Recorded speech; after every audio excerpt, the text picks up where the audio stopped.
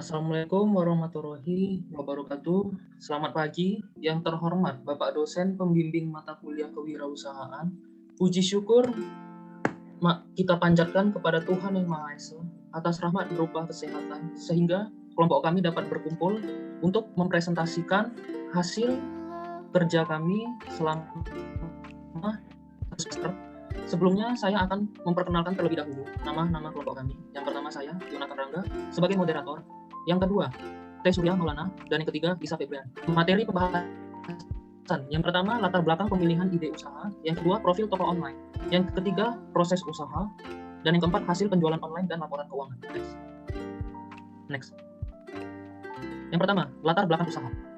Yang pertama, tujuan. Salah satu tujuan bisnis kami dijalankan adalah untuk mempermudah para gamer dalam memperoleh item game. Yang kedua, bidang usaha. Bisnis yang kami jalankan ini juga merupakan bisnis yang bergerak di bidang usaha perdagangan, yang kegiatannya itu melakukan penjualan online item game. Yang ketiga, operasional singkat. Produk yang kami peroleh berasal dari supplier atau penyalur yang kemudian kami jual ke pembeli akhir. Kami melakukan pembelian persediaan pada setiap kali terjadi pembelian yang dilakukan oleh pembeli akhir. Logo. Logo The SLS Store didesain dengan penuh penelitian dan keseriusan, sehingga menghasilkan logo yang simpel dan estetik dengan perpaduan warna kuning yang mampu mempengaruhi psikologi pembeli untuk melirik dan membeli produk kami. Selain itu, logo kami ini pula mudah diingat oleh masyarakat luas. Informasi produk. The SLS Store menjual item in-game di beberapa games yang laris di Indonesia, yaitu ML, Mobile Legends. Yang kedua, Free Fire. Yang ketiga, PUBG. Yang kedua, profil toko online. Adalah nama dari usaha kami, ini berasal dari inisial anggota dari usaha ini, yaitu Surya, Lisa, dan Rangga. Selain itu, kata SLR ini juga dirasa sangat dekat di telinga para player game PUBG, di mana ini merupakan nama salah satu senjata yang ada di game tersebut. Yang kedua, tanggal berdiri. Usaha kami berdiri pada tanggal 17 Oktober 2020. Ini mengikuti tanggal dibuatnya sebuah grup WA, di mana grup ini merupakan grup chat untuk kelompok usaha kami. Yang ketiga, nomor telepon WA. Nomor telepon atau WhatsApp untuk usaha kami adalah 0812-9322-4691. Alamat email untuk usaha kami yaitu theslsstore@gmail.com. Akun media sosial. Kami belum mempunyai akun media sosial apapun karena fokus kami saat ini adalah berjualan di marketplace e-commerce. Selanjutnya adalah proses usaha. Proses usaha ini terdiri dari yaitu studi kelayakan. Studi kelayakan ini memiliki 7 aspek. Yang pertama adalah aspek hukum. Aspek hukum ini yaitu dengan meneliti legalitas usaha dilihat dari izin-izin yang dimiliki serta info-info yang dikumpulkan terkait dengan usaha penjualan item in-game. Yang kedua adalah aspek pemasaran. Aspek pemasaran ini bagaimana perencanaan atau penentuan harga serta promosi penjualan produk atau jasa terkait dengan bisnis online penjualan item in-game. Yang ketiga adalah aspek keuangan. Aspek keuangan ini meliputi sumber dana dan pengadaan perhitungan modal serta keuntungan yang diperoleh dalam hal keuangan. Yang keempat adalah aspek operasional. Aspek operasional ini meliputi ketersediaan termasuk pembelian teknologi. Yang kelima, aspek manajemen. Aspek manajemen ini yaitu perencanaan, pengorganisasian, pengadaan tenaga kerja, dan pelaksanaan pengarahan. Yang keenam, aspek ekonomi, yaitu bagaimana dampak kelangsungan usaha terhadap individu itu sendiri dan masyarakat sekitar serta lingkungannya. Yang ketujuh adalah aspek analisis dampak lingkungan hidup, yaitu ditinjau dari dampak yang ditimbulkan ini apakah baik positif maupun negatif bagi lingkungan hidup dalam hal bagaimana penjualan item ini mampu mempengaruhi masyarakat dan lingkungan sekitarnya. Selanjutnya yaitu operasional produksi. Operasional produksi ini terdiri dari yang pertama, memperoleh produk. Memperoleh produk ini yaitu dalam operasional produksi di toko kami sebenarnya tidak memproduksi suatu barang, melainkan hanya menerima atau memperoleh barang dari beberapa supplier yang diantaranya sudah ada hubungan perjanjian kerjasama, yaitu MA Store, dan tanpa perjanjian kerjasama yaitu Simpai One. Yang kedua, restock produk, restock persediaan produk dibagi dua juga. Yang pertama, MA Store. MA Store ini dalam hal restock barang persediaan melalui MA Store biasanya melakukan pembelian pada saat pesanan dari pelanggan. Yang kedua, Simpai One. Simpai One ini merestock barang persediaan itu biasanya pembeliannya itu sebesar 1.000 dengan harga pasaran 280.000. Kami akan membeli kembali saldo ini apabila saldo pada akun Simpai One dirasa sudah tidak mencukupi. Yang transaksi ini dibagi dua juga dari MA Store dan Simpai One. MA Store ini apabila terjadi pembelian yang dilakukan oleh pembeli setelah pembeli melakukan pembayaran dan telah menyerahkan data yang diperlukan untuk proses pengiriman produk, maka selanjutnya adalah kami meneruskan data tersebut ke MA Store. Untuk kemudian dia mengirimkan produk ke akun pembeli yang sebelumnya kami telah melakukan proses pembayaran sejumlah harga yang telah disepakati bersama. Setelah MA Store memberikan konfirmasi bahwa produk sudah dikirimkan, maka kami akan meneruskan informasi tersebut pada pembeli bahwa produk sudah dikirim dan menyuruh mereka untuk mengeceknya kembali. Selanjutnya, agar dapat kami terima pembayaran dari pembeli, kami akan meminta pembeli mengonfirmasi dengan mengatakan produk sudah masuk. Ini berguna untuk mengajukan banding ke pihak Shopee agar dapat mengubah status pesanan dari perlu dikirim menjadi dikirim, agar dapat meneruskan pembayaran tersebut ke rekening toko kami.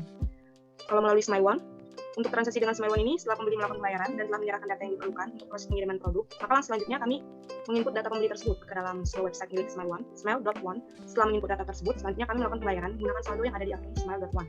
Setelah proses pengisian berhasil, selanjutnya kami menyuruh pembeli untuk mengecek bahwa produk sudah dikirim. Agar kami dapat menerima pembayaran dari pembeli, kami menyuruh pembeli juga mengonfirmasi dengan mengatakan produk sudah masuk. Ini berguna dalam mengajukan banding ke pihak Shopee. Selanjutnya adalah manajemen pemasaran. Manajemen pemasaran ini bagi tiga, yaitu yang pertama perencanaan.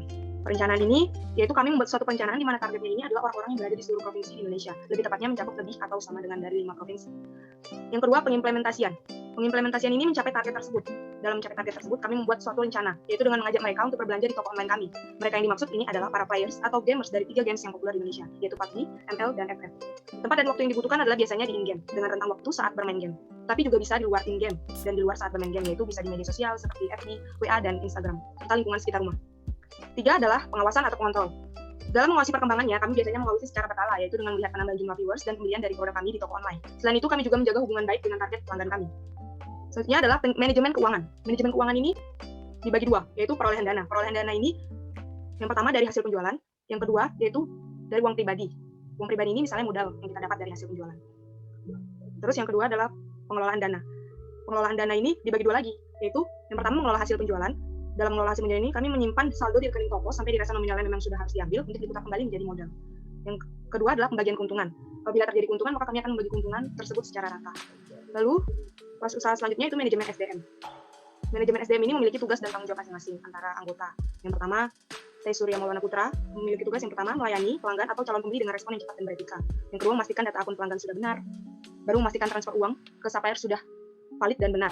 Memastikan bahwa supplier mengisi cash atau saldo pada akun pelanggan sudah valid dan benar, serta bertanggung jawab dalam pengarsipan bukti transaksi.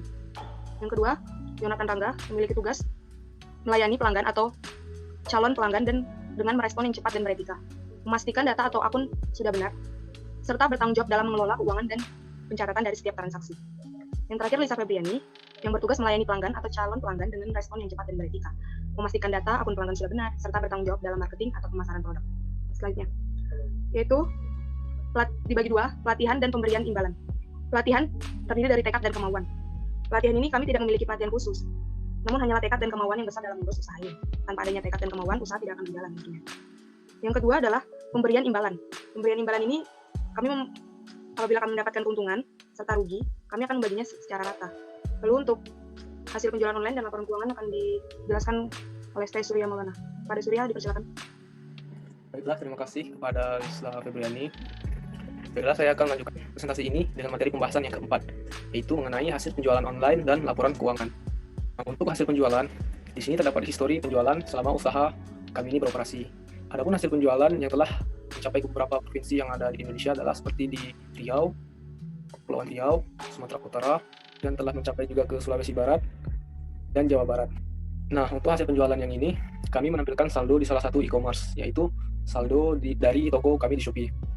Untuk yang di sebelah kiri, itu merupakan saldo dari hasil pesanan yang sedang diproses, sebesar 45.500. Sedangkan untuk yang di sebelah kanan, merupakan saldo dari pesanan yang sudah selesai diproses, sebesar 143.500 rupiah. Nah, untuk laporan keuangan, kami menampilkan modal atau investasi sendiri. Untuk yang diinvestasikan itu terdiri dari uang secara cash sebesar Rp1.200.000, dengan masing-masing anggota itu menginvestasikan sebesar Rp400.000, dan barang habis pakai seperti pulsa atau kuota internet sebesar Rp150.000, dengan masing-masing anggota itu menginvestasikan sebesar Rp50.000. Maka didapat total investasi dari usaha kami ini sebesar Rp1.350.000. Kemudian untuk fixed cost dan variable cost. Untuk fixed cost, kebetulan totalnya itu adalah Rp0. Kenapa Rp0? Karena untuk biaya telepon dan listrik kami masih menggunakan uang pribadi. Dan untuk variable cost totalnya itu adalah sebesar Rp178.400. Ini merupakan biaya dari harga perolehan atas produk yang kami jual.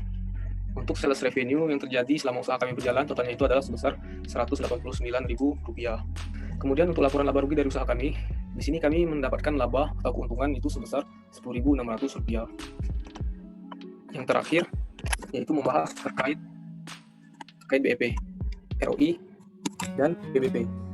Untuk BEP, usaha kami atau DSLR Store ini dapat mengalami BEP atau titik impas atau break even point ketika angka penjualan sudah mencapai Rp0 setelah melewati jumlah penjualan tersebut, misalnya pada angka sebesar Rp10.000, maka usaha kami dapat dikatakan sudah balik modal, sehingga penjualan setelahnya kami sudah bisa menghitung keuntungan. Kemudian untuk ROI atau Return of Investment, yang dalam bahasa Indonesia itu adalah titik pengembalian investasi. Berdasarkan perhitungan di PowerPoint ini, kami mendapatkan nilai ROI sebesar 0,00785 kali, atau keuntungan dari investasi sebesar 0,785% dari modal awal. Kemudian yang terakhir yaitu PBP atau Payback Period, yang dalam bahasa Indonesianya itu adalah periode pengembalian investasi. Berdasarkan perhitungan yang telah kami tampilkan di PowerPoint ini, periode pengembalian investasi pada usaha kami adalah selama 127 bulan, dengan omset selama 1 bulan itu minimal adalah Rp10.600. Baik, sekian dari saya serahkan ke moderator. Sekian dari hasil presentasi kelompok kami mengenai hasil kerja kami selama 6 bulan. Mohon maaf apabila ada kesalahan dalam kelompok kami mempresentasikan hasil presentasi kami. Terima kasih.